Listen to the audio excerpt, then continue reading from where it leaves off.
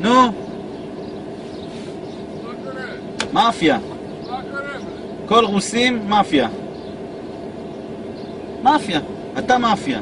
פפואס, בלד. מה זה פפואס? פפואס זה קניבל, בלד, מאפריקה. יותר טוב. כן, עם מקל ביד. מאיפה זה? מאפריקה. מה זה?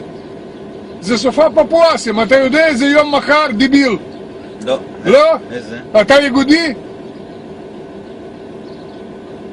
אתה פושע. ואתה לא יודע איזה יום מחר? לא.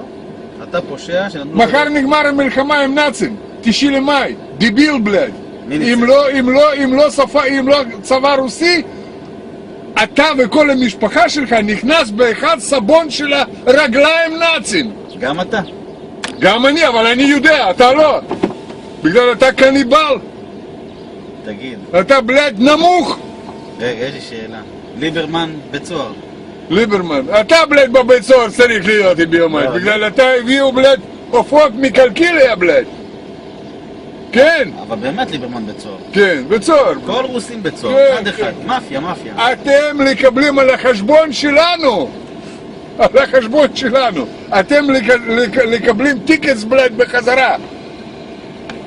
בקסבלנקה.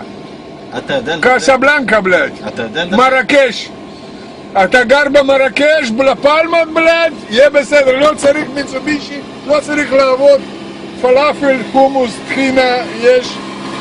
ברוך השם בלד, אחד פיתה ביום ואתה שמח. למה אתה פה? למה? תגיד. צריך לעבוד קשה, לשלם ניסים, צבא, זה, למה בלד?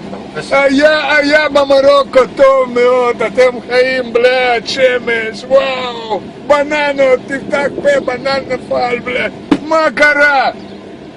דיבילים בלד. שמו אותך פה, להישרף בבודקה.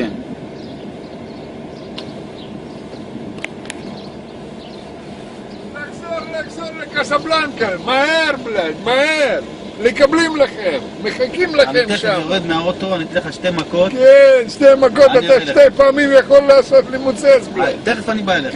כן, היום זה הסוף שלך. בוא, אתה אוהב משהו חריף? אתה אוהב משהו חריף? רוצה חריף? אני רוצה רק בידך. יש בשבילך יש חריף, תוספת, ככה עושים טנס ופיזדץ. באוטו אתה לא שף. אני יורד, אני לוקח לך את זה. כן. גנב.